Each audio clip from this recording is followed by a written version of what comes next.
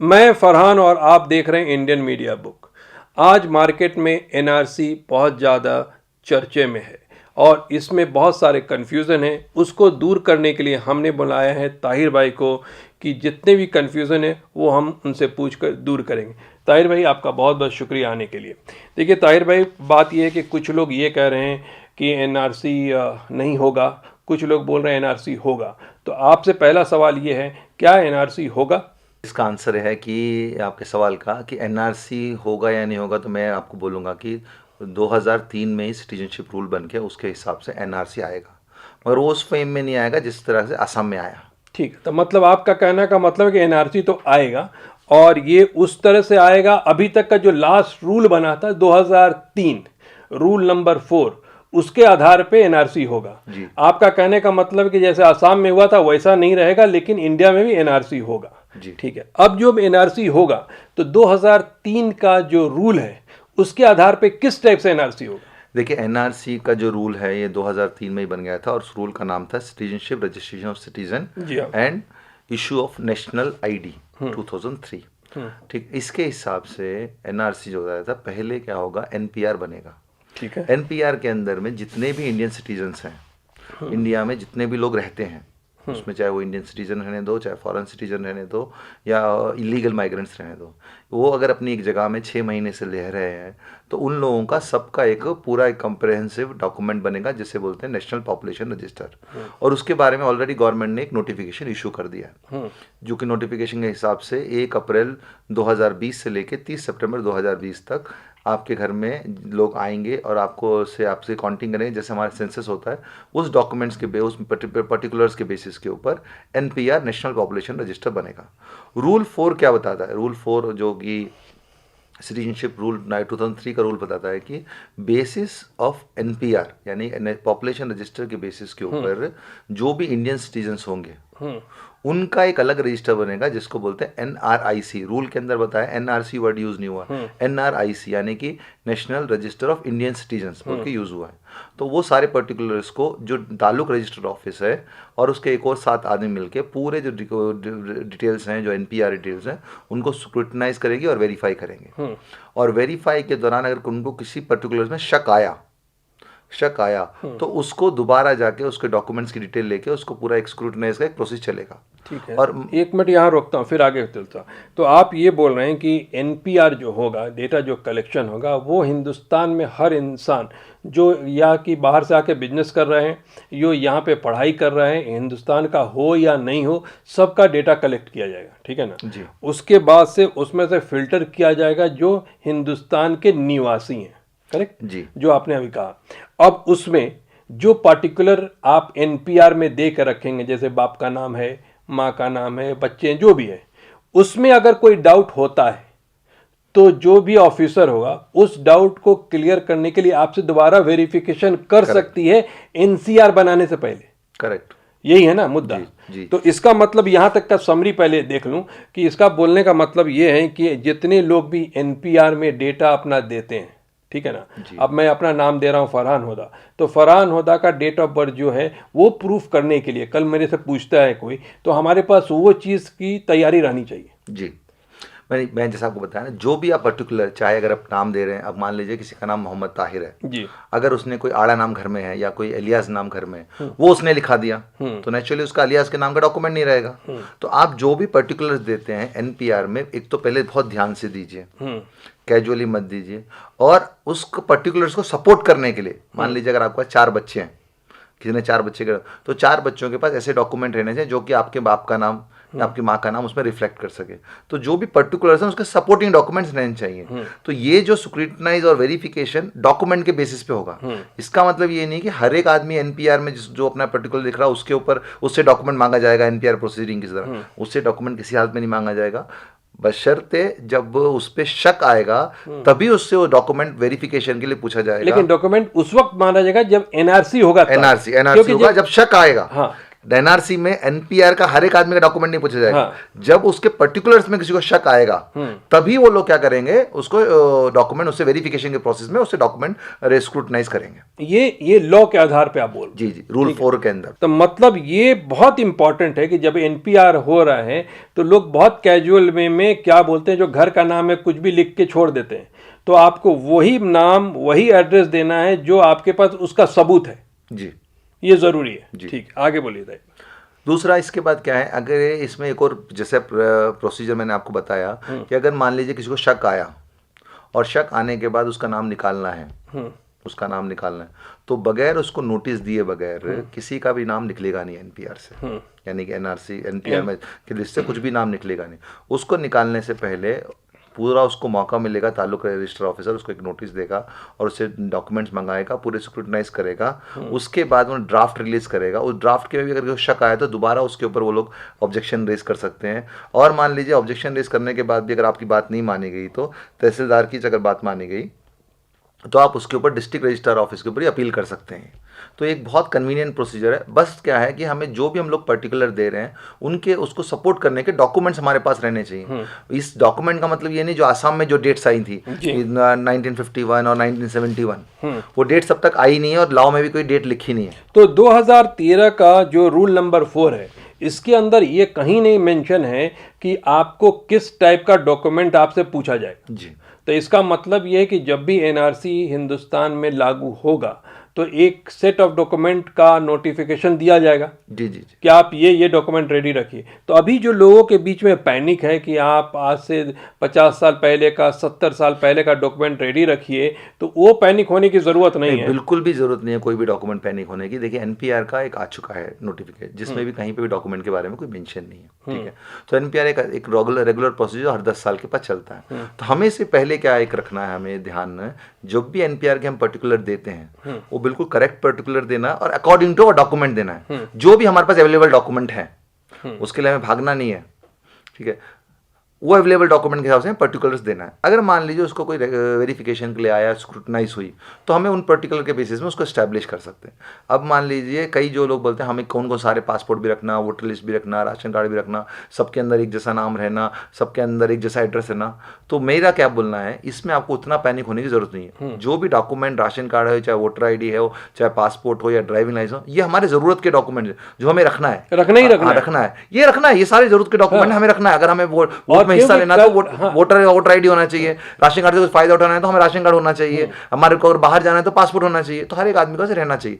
उसके अलावा एक और दूसरा जो डॉक्यूमेंट आधार, जो कि बहुत ज्यादा चल चुका है, मेरे को क्या लगता है आधार के जो पर्टिकुलर्स हैं, क्योंकि उसमें बायोमेट्रिक्स भी हैं, तो उन बायोमेट्रिक्स के हिसाब से अगर हम लोग जाएंगे तो आधार के पर्टिकुलर्स लोगों के पास अगर सही रहेंगे तो बहुत ज़्यादा आसानी होगी उन करने का, क्योंकि पहला शक होगा उस आधार के डॉक्यूमेंट के बेसिस की से ही पूरा शक आप निकाल सकते हैं। तो ठीक है, अब एक चीज़ आपने कहा आधार का नाम आप लेके आए, तो आधार कार्ड हमने बनवाया है, तो अब हर किसी को चेक करना चाहिए कि जो पर्टिकुलर्स और जो डिटेल हम आधार कार्ड में दिए हैं क्या उसको साबित करने के लिए मेरे पास डॉक्यूमेंट है कि नहीं। क्योंकि आधार कार्ड सब लोगों ने बनवाया, उतना सीरियसली लोग नहीं थे, कहीं का एड्रेस दे दिए हैं, कहीं का कुछ भी पता दिए, तो वो देखना पड़ेगा। नहीं, आपने बताया आधार कार्ड बनता है डॉक्यूमेंट के बेसिस के ऊपर। विदाउट डॉक्यूमेंट कोई भी आधार कार्ड नहीं बनता। आधार कार्ड डॉक्यूमेंट के बेसिस बनता है, वही डॉक्यूमेंट के बेसिस में आधार कार्ड बना है।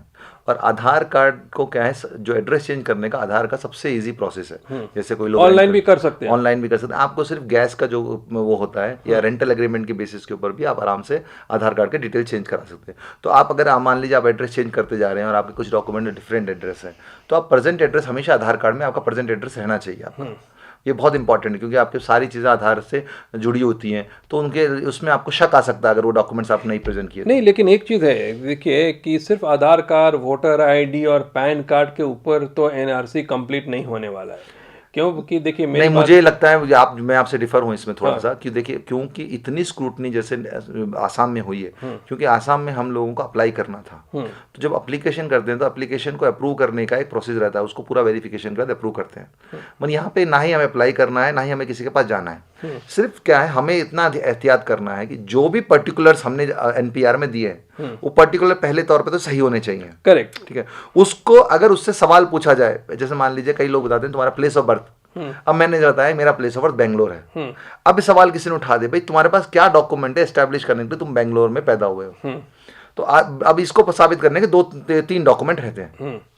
पहला एक डॉक्यूमेंट क्या है, बर्थ सर्टिफिकेट, वो अलहमदुलिल्लाह अगर है तो।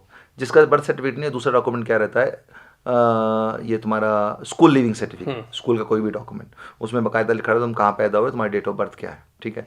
ये दोनों भी नहीं है तो तीसरा पासपोर्ट। अगर ये तीनों डॉक्यूमेंट नहीं लाए तो नेचुरली कोई आदमी शक करेगा। लेकिन पासपोर्ट के ऊपर आप कैसे कर सकते हैं भाई? पासपोर्ट तो का डेट ऑफ बर्थ के साबित करने के लिए उसने कुछ तो दिया होगा। देखिए देखो ये आप समझिए, एक तो होता है बेसिक डॉक्यूमेंट जो कि शुरू होता है जहां से ओरिजिनेट होता है, जैसे बर्थ सर्टिफिकेट, वो नहीं है। वो बेसिक डॉक्यूमेंट। एक डॉक्यूमेंट होता है जो कि तुम्हारे किसी डॉक्यूमेंट के बेस पे बनाया गया है, सब्सिक्वेंट डॉक्यूमेंट, चाहे वो पासपोर्ट हो चाहे आधार कार्ड हो, ठीक है। तो वो डॉक्यूमेंट वैलिड डॉक्यूमेंट्स हैं क्योंकि उसने ऑलरेडी स्क्रूटिनाइज करके बनाया ना। अगर ऐसे पढ़ने गए तो फिर हमें बहुत सारी मुश्किल होंगी। तो मतलब पासपोर्ट को भी माना जाएगा एक वैलिड डॉक्यूमेंट? पासपोर्ट को मेरे हिसाब से वैलिड मान सकते हैं। दूसरा तीसरा एक और चीज है, देखो अब असम में भी क्या थे, वहां पे 15 लोग डॉक्यूमेंट की लिस्ट थी, उन 15 में से एक डॉक्यूमेंट भी अप्रूव किए तो काफी है। तो जब असम में इतना लिबरल था तो नेचुरली यहाँ पे इतना ज्यादा स्क्रूटिनी नहीं हो सकती किसी हाल में, और पॉसिबल भी नहीं है। अभी फिलहाल गवर्नमेंट ने ये कुछ अनाउंसमेंट नहीं किया है कि हम क्या कट ऑफ डेट होगा। देखिए कट ऑफ डेट की जरूरत ही नहीं है। हाँ। देखिए क्या है प्रैक्टिकली एनपीआर के पर्टिकुलर्स। हाँ। तो एनआरसी बेस्ड किसके ऊपर बनना है, एनपीआर के पर्टिकुलर के ऊपर बनना है। तो पर्टिकुलर्स में कौन कौन से पर्टिकुलर, उसमें ये तो पर्टिकुलर नहीं ले रहे हैं कि तुम 1951 में इंडिया में थे या नहीं, या यही पर्टिकुलर नहीं ले रहे कि 1971 में तुम कहाँ थे या 1987 में तुम कहाँ थे, ये पर्टिकुलर ले रहे हैं। उसमें सिर्फ क्या पर्टिकुलर ले रहे हैं कि 6 महीने से तुम उस जगह में हो या नहीं। करेक्ट। तो इसका मतलब ये है ताहिर भाई, बहुत क्लियर है कि आपके पास जितने भी जरूरी डॉक्यूमेंट है, जी, जैसे वोटर आईडी है, पैन कार्ड है, आधार कार्ड है, पासपोर्ट है, ड्राइविंग लाइसेंस है, ये सारे चीज़ जो आप हर रोज इस्तेमाल भी करते हैं, उन सब चीज़ों को रेडी करके रखना जरूरी है। ये हमारी जरूरत है। ये नहीं, लोग जरूरत है, लेकिन बहुत सारे लोग हैं जिनको जरूरत नहीं है, नहीं बनाते हैं ना।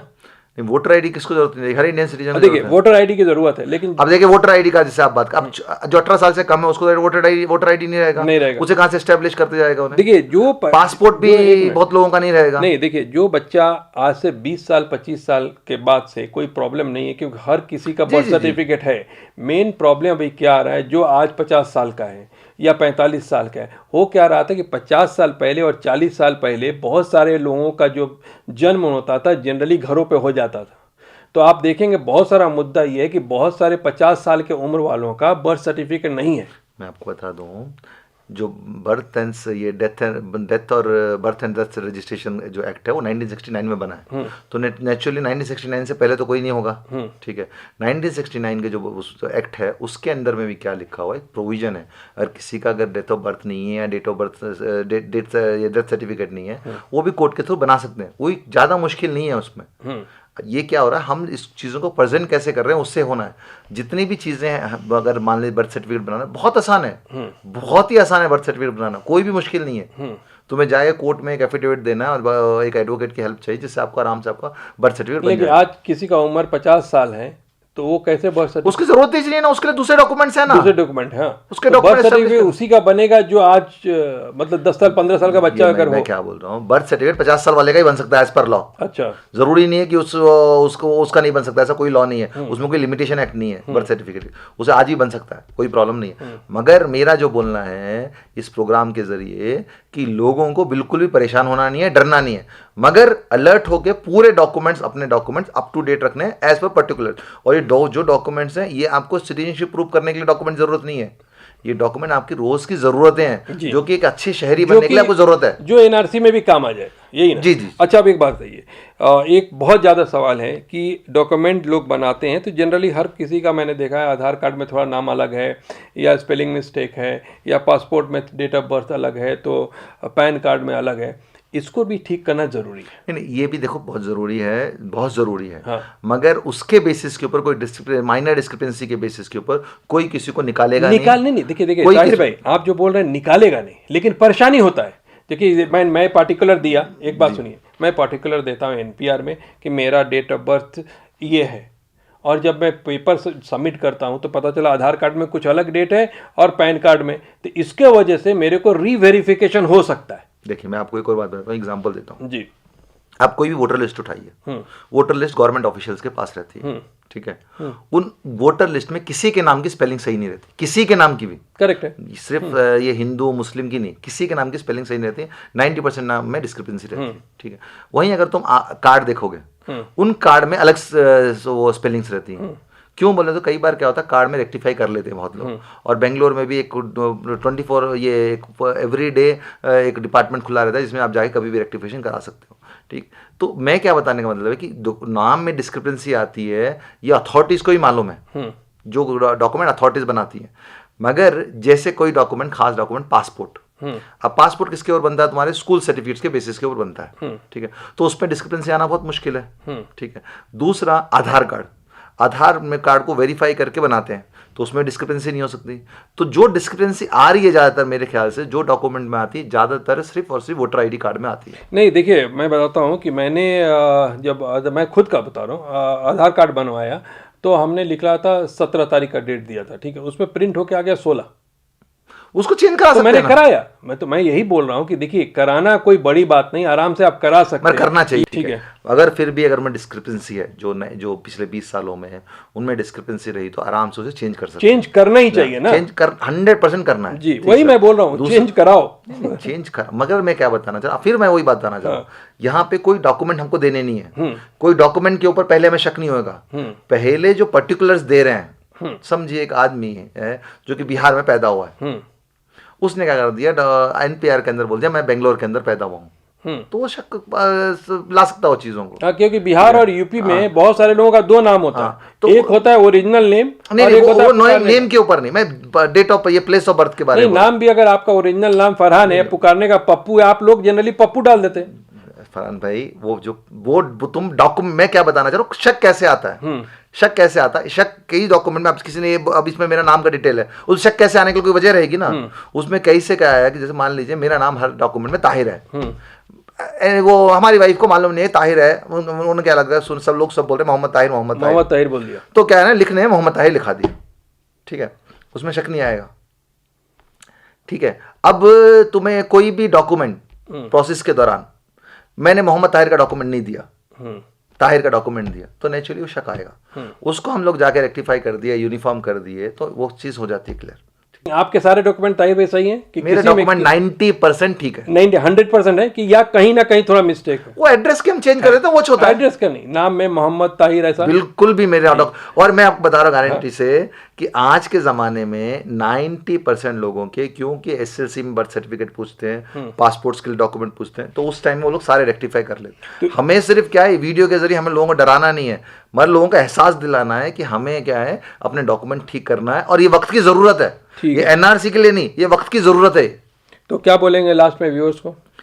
नहीं, व्यूअर्स को इसके अलावा इस एक और चीज़ बताने वाला था कि मैं इस वीडियो में ये सीएबी के बारे में जो लोग बात कर रहे हैं, सिटीजन अमेंडमेंट बिल के बारे में, जो कि 2016 में पेश हुआ था, तो इस बिल का मकसद ही क्या है कि एनपीआर जब चलेगा तो उसमें पूरे लीगल और इलीगल सिटीजन्स का भी डिटेल रहेगी जी, जो भी हिंदुस्तान में रहते हैं। तो उसमें क्या होगा, अब इसमें जो नॉन मुस्लिम्स इलीगल सिटीजन्स हैं उनको एकोमोडेट करने के लिए सीएबी बना रहे हैं।